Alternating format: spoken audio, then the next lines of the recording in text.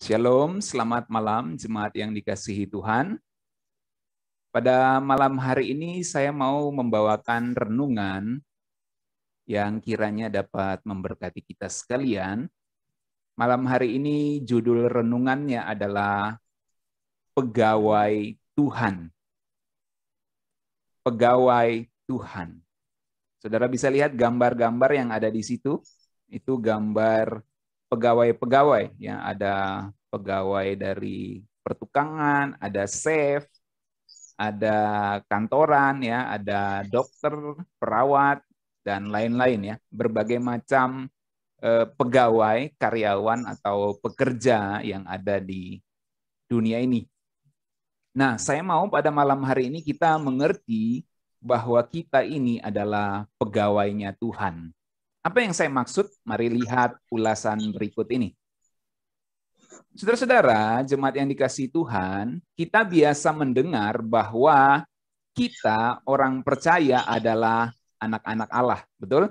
Oh, udah biasa kita mendengar kita ini anak-anak Allah. Ada begitu banyak ayat dalam Alkitab yang mengajarkan bahwa kita ini adalah anak-anak Allah.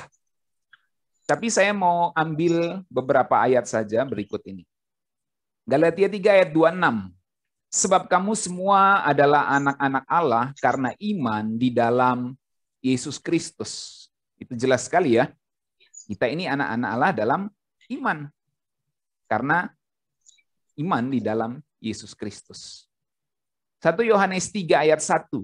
Lihatlah betapa besarnya kasih yang dikaruniakan Bapa kepada kita, sehingga kita disebut anak-anak Allah. Bahkan ditegaskan lagi, dan memang kita ini adalah anak-anak Allah. Karena itu dunia tidak mengenal kita, sebab dunia tidak mengenal Dia. Filipi 2 ayat 14, ayat berikutnya. Lakukanlah segala sesuatu dengan tidak bersungut-sungut dan berbantah-bantahan, supaya kamu tiada beraib dan tiada bernoda sebagai anak-anak Allah. Wah, ini ayatnya luar biasa ini. Jangan bersungut-sungut, jangan berbantah-bantahan kalau lakukan sesuatu. Supaya apa? Supaya kita tiada beraib dan tiada bernoda. Sebagai anak-anak Allah yang tidak bercela di tengah-tengah angkatan yang bengkok hatinya dan sesat ini. Jadi rupanya sungut-sungutan dan bantah-bantahan kita itu bisa menjadi aib, bisa menjadi noda bagi kita di hadapan Allah. Bagi orang lain mungkin nggak menjadi aib, tapi bagi Tuhan tuh jadi aib. Artinya kita menjadi bercacat. Makanya dikatakan jangan bersungut-sungut supaya kamu tidak beraib dan tiada bernoda sebagai anak-anak Allah yang tidak bercela di tengah-tengah angkatan yang bengkok hatinya dan sesat ini. Sehingga kamu bercahaya tuh. Bercahaya di antara mereka seperti bintang-bintang di dunia. Oke, itu sudah ajaran yang biasa kita dengar dari sejak dulu kita menjadi Kristen. Kita ini adalah anak-anak Allah. Selanjutnya, kita juga biasa mendengar bahwa kita orang percaya disebut sebagai sahabat Allah. Amin. Pernah mendengar hal itu? Nah, Yakobus 2 ayat 23, firman Tuhan katakan dengan jalan demikian, genaplah nas yang mengatakan, lalu percayalah Abraham kepada Allah. Maka Allah memperhitungkan hal itu kepadanya sebagai kebenaran. Karena itu Abraham disebut sebagai sahabat Allah. Nah, jadi jelas orang percaya disebut sebagai sahabat Allah seperti Abraham. Itu ditegaskan lagi dengan Yohanes 15 ayat 14. Ketika Tuhan Yesus mengatakan, kamu adalah sahabatku jikalau kamu berbuat apa yang kuperintahkan kepadamu. Nah, orang percaya pasti melakukan perintah Tuhan Yesus. Dan dengan demikian orang percaya disebut sebagai sahabat Allah. Nah, kita juga sudah biasa mendengar hal itu kan. Lalu yang ketiga, kita juga biasa mendengar bahwa kita orang percaya disebut sebagai mempelai wanita. Kristus adalah mempelai prianya, betul? Ya, apalagi saya sedang membahas kitab Wahyu. Kalau saudara mengikuti Rhema Bible Teaching, itu jelas sekali kita menyinggung-nyinggung soal mempelai, apalagi nanti di Wahyu pasal terakhir ya. Dalam 2 Korintus 11 ayat 2, dari beberapa ayat mempelai, saya pilihkan beberapa ayat ini ya. 2 Korintus 11 ayat 2, sebab aku cemburu kepada kamu dengan cemburu ilahi. Karena, saya terhalang membaca. Karena aku telah mempertunangkan kamu kepada seorang laki-laki untuk membawa kamu sebagai perawan suci kepada Kristus. Ya, sebagai perawan suci kepada Kristus. Nah, ini kalau saudara baca konteksnya, saya nggak bacakan ayat 3 dan 4, itu Rasul Paulus sedang membicarakan jemaat jangan terikut ajaran palsu. Ya, itu intinya. Makanya di ayat 4 itu dikatakan, sebab kamu sabar saja jika ada seorang yang datang memberitakan Yesus yang lain daripada yang telah kami beritakan. Jadi ada Yesus yang lain, roh yang lain, Injil yang lain diberitakan, kamu percaya. Maka Rasul Paulus bilang, aku cemburu kepada kamu dengan cemburu ilahi. Karena Rasul Paulus mendidik jemaat, membesarkan jemaat secara rohani dengan ajaran Injil yang murni. Tapi kemudian ajaran-ajaran palsu mulai mau mengganggu jemaat. Dan ada beberapa jemaat yang mau mendengar atau kompromi dengan ajaran-ajaran palsu itu. Sehingga Rasul Paulus mengatakan ini. Jadi Rasul Paulus mengatakan, aku mempertunangkan kamu kepada seorang laki-laki, yaitu Kristus. Kalau kita baca dalam terjemahan bahasa Indonesia sehari-hari, ya yang ini terjemahan bahasa Indonesia sehari-hari, saya rindu kepadamu seperti Allah sendiri pun rindu kepadamu. Kalian adalah seperti seorang gadis perawan yang masih suci, yang sudah saya janjikan untuk dinikahkan dengan seorang suami, yaitu Kristus. Ya. Jadi ini yang membuat Rasul Paulus mengatakan itu, kamu itu mempelai, kamu itu tunangannya Kristus. Jangan ikuti ajaran palsu. Makanya kalau saudara baca ayat 3, ya, 2 Korintus 11 ayat 3, aku takut kalau pikiran kamu disesatkan seperti kesetiaan kamu yang sejati dari kesetiaan kamu yang sejati kepada Kristus, sama seperti Hawa diperdaya oleh ular dengan kelicikannya. Jadi ada ajaran-ajaran palsu yang mau membelokkan pikiran jemaat dari Injil yang murni. Nah, itu yang buat Rasul Paulus tulis ini. Ingat loh, kamu itu mempelai. Kamu tuh gadis perawan. Jangan sampai kamu dicemari dengan ajaran-ajaran palsu itu. Sebab kamu itu mempelainya Kristus. Ya, mempelai wanita, tunangannya Kristus dalam hal ini. Nah, secara umum kita juga sudah biasa mendengar hal itu. Betul ya? Itu seringkali dihotbahkan dalam tema-tema tertentu.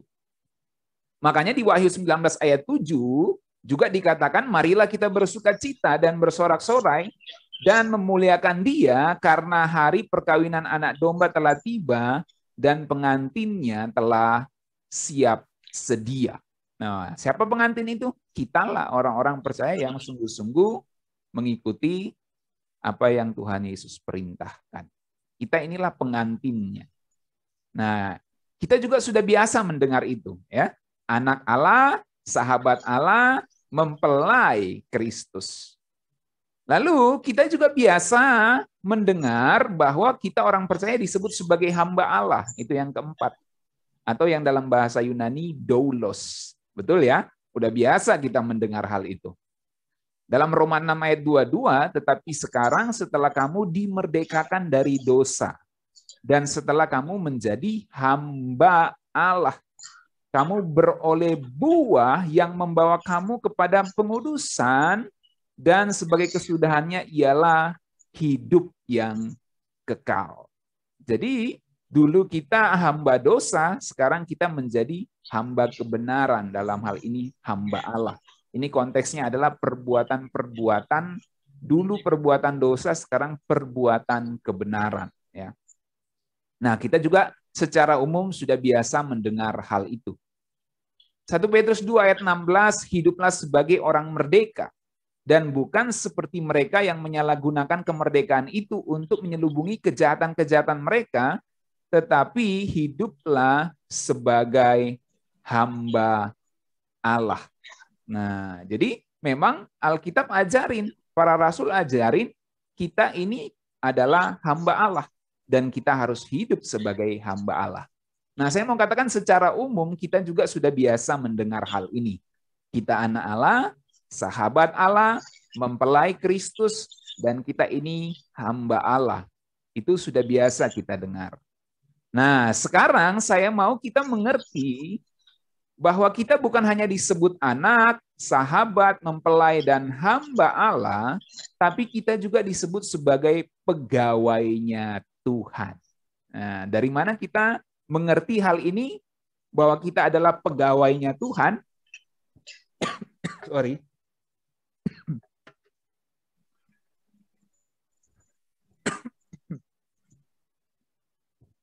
Sorry, AC mungkin ini ya. Jadi, kita ini pegawainya Tuhan, bukan hanya hamba. Apa bedanya pegawai dengan hamba? Nanti saya terangkan.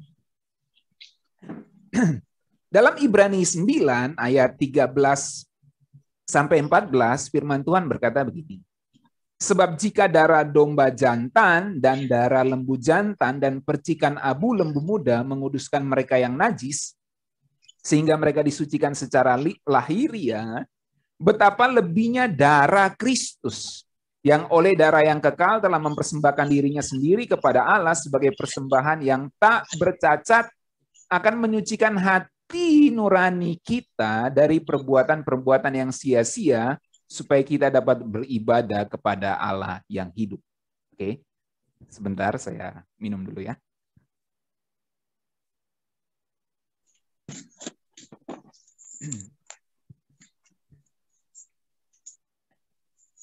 Nah, saya mau saudara memperhatikan kata supaya kita dapat beribadah. Kalau saudara perhatikan ayat ini ya, darah domba itu menyucikan secara lahiriah, tetapi tidak bisa secara batiniah. Kalau darah Kristus itu menyucikan secara batiniah, secara rohania, bukan hanya secara lahiriah. Jadi makanya dikatakan betapa lebihnya darah Kristus yang oleh roh yang kekal telah mempersembahkan dirinya sebagai Allah, sebagai persembahan yang tak bercacat. Karena Tuhan Yesus telah mempersembahkan dirinya sebagai persembahan yang tak bercacat, maka dia menyucikan hati nurani kita dari perbuatan-perbuatan yang sia-sia. Itu hal yang tidak bisa dilakukan oleh darah domba, darah binatang. Tetapi darah Kristus bisa menyucikan hati nurani dari perbuatan yang sia-sia. Tujuannya apa? Penyucian dari darah Kristus itu tujuannya adalah supaya kita dapat beribadah. Nah, di sini poinnya. Supaya kita dapat beribadah kepada Allah yang hidup. Nah, saya mau terangkan begini. Kata beribadah di situ dalam bahasa Yunaninya adalah latreo. Latreo. Yang artinya melayani dan lebih tepat diterjemahkan bekerja untuk hadiah. Jadi latreo itu melayani dalam pengertian dia bekerja untuk hadiah. Latreo itu kata kerjanya. Kalau kata bendanya itu adalah latris. Latris itu artinya seorang yang dipekerjakan atau disewa untuk melayani dan akan mendapat upah. Nah, menarik ya. Itulah yang saya sebut sebagai pegawai. Jadi menarik sekali kalau saya kasih lihat lagi ayatnya ini ya. Tuhan Yesus menyucikan kita dengan darahnya, menyucikan hati nurani kita dari perbuatan yang sia-sia, supaya kita dapat beribadah. Supaya kita dapat melakukan perbuatan-perbuatan yang baik, yang kemudian dengan perbuatan-perbuatan baik itu yang kita lakukan dari hati nurani yang sudah disucikan oleh Allah, perbuatan itu adalah sebuah pekerjaan yang mendatangkan upah. Nah, itulah yang disebut supaya kita dapat beribadah kepada Allah yang hidup. Makanya digunakan kata latreo, melayani, bekerja untuk hadiah, untuk upah. Yang kata bendanya adalah latris. Latris itu bukan doulos, berbeda. Latris itu bukan doulos, hamba yang bekerja karena sebuah ikatan perbudakan. Latris itu seorang yang merdeka, seorang yang bebas. Dalam pengertian dia seorang yang dipekerjakan atau disewa untuk melayani dan akan mendapat upah. Dan inilah yang saya sebut sebagai pegawai. Nah, jadi menarik saudara ya. Kita ini bukan hanya hamba, karena konteks hamba dalam pengertian kita mengabdi kepada Tuhan, dan kita tidak boleh mengikuti perbuatan-perbuatan dosa, karena kita adalah hamba Allah. Tetapi kita disebut sebagai seorang pegawai. Pegawai dalam pengertian karena kita disucikan oleh Tuhan, maka semua perbuatan kita yang berangkat dari hati nurani yang murni, hati nurani yang disucikan itu mendapat upah. Setiap pekerjaan yang kita lakukan dengan hati yang tulus, dari hati yang sudah disucikan oleh darah Yesus, itu adalah sebuah pekerjaan yang akan mendatangkan upah. Pada titik itulah kita mengerti kita adalah pegawainya Tuhan. Kita adalah latris, seseorang yang dipekerjakan dalam tanda kutip, yang disewa dalam tanda kutip oleh kerajaan sorga untuk melayani dan mendapatkan upah. Dan hal itu telah dilakukan, hanya bisa dilakukan kalau darah Tuhan Yesus sudah menyucikan kita. Dan saya percaya kita semua sudah disucikan oleh darah Tuhan Yesus. Itu sebabnya kita ini adalah pegawai-pegawai kerajaan sorga. Amin. Saudara dapat sesuatu, amin. Dapat sebuah perspektif yang baru ya, memahami hal ini. Nah, yang menarik, sebab lawan kata atau antonim dari latris ya dalam bahasa Yunani itu adalah doulos, itu antonimnya. Doulos itu artinya budak yang terikat, a bond slave. Budak yang terikat. Terikat karena apa? Karena wajib, karena utang, karena berada di bawah kekuasaan seseorang. Nah, itu hamba.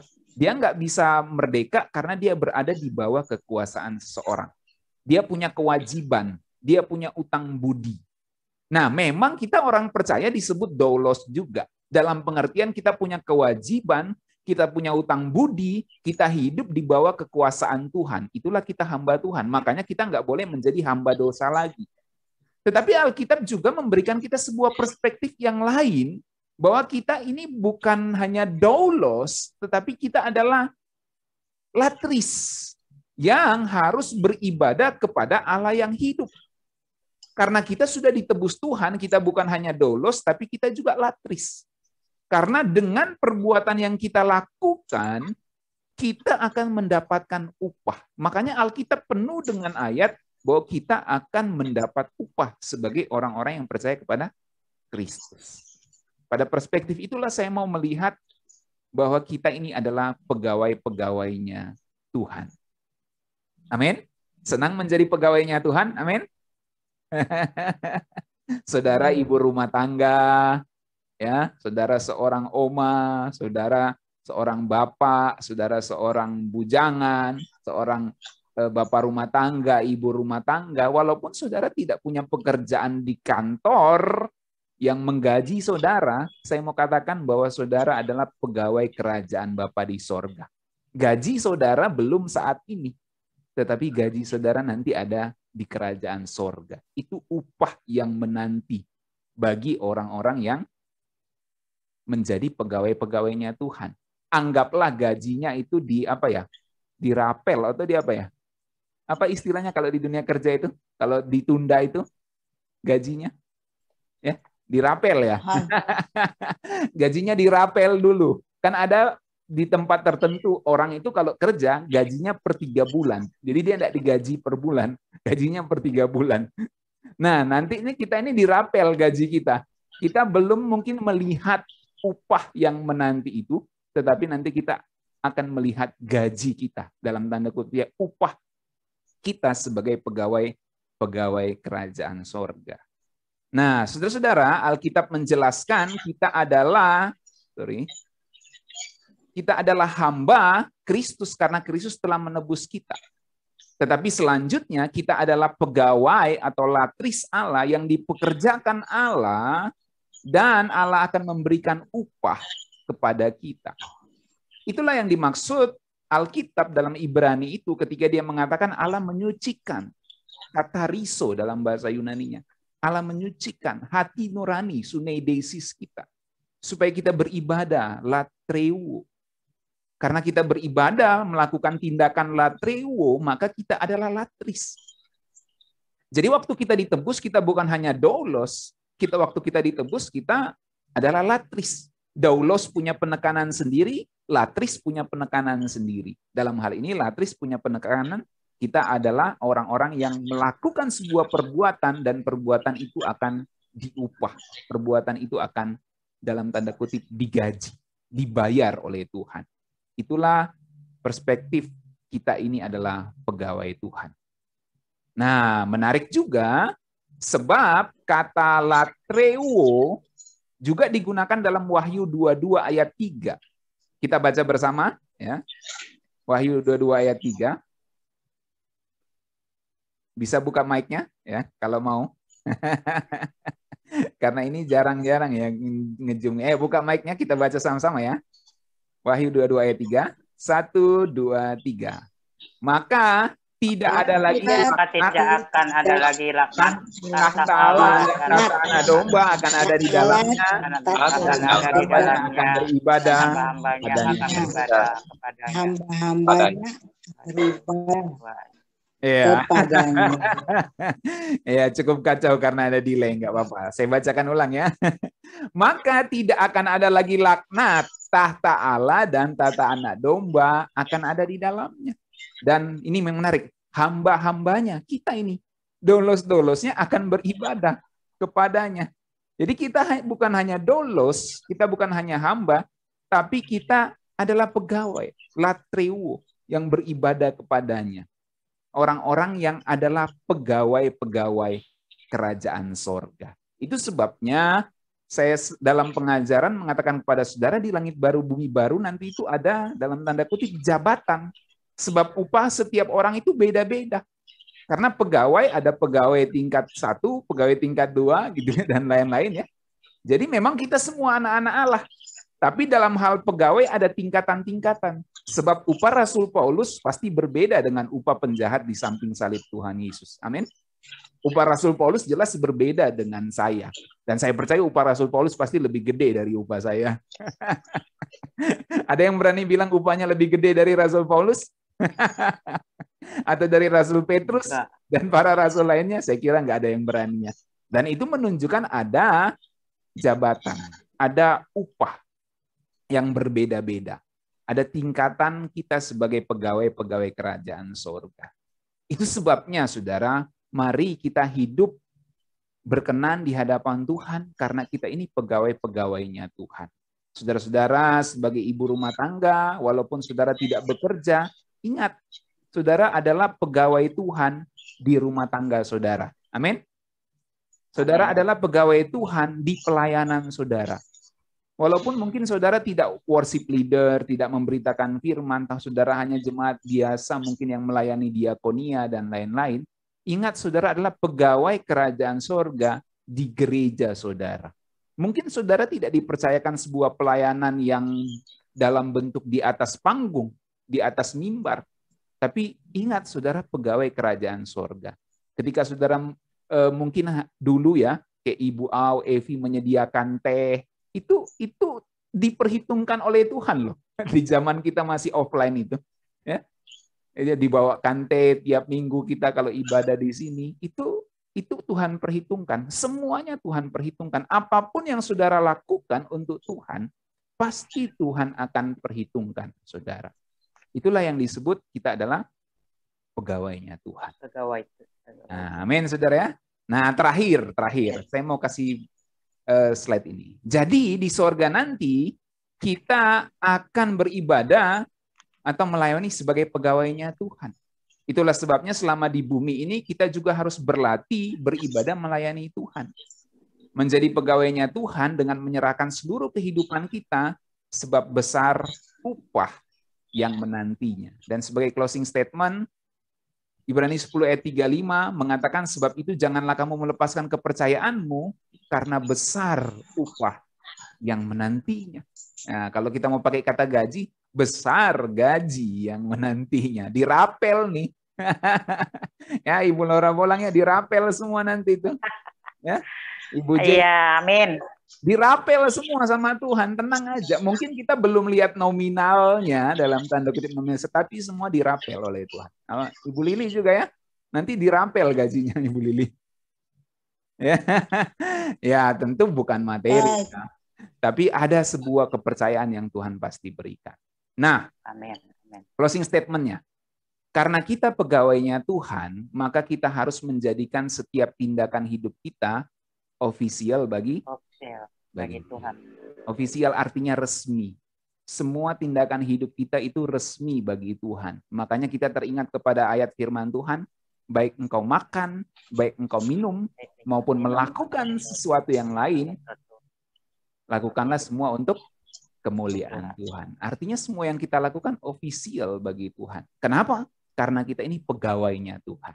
Nah, kiranya ini bisa memberikan perspektif, wawasan baru, penajaman, penyegaran bagi kita, bahwa kita bukan hanya anak Allah, kita bukan hanya sahabat Allah, kita bukan hanya mempelai, kita bukan hanya hamba, tapi kita juga adalah pegawai kerajaan sorga, di tempat, di pos, di bidang kita masing-masing. Oke? Saya kira ini yang bisa saya sampaikan.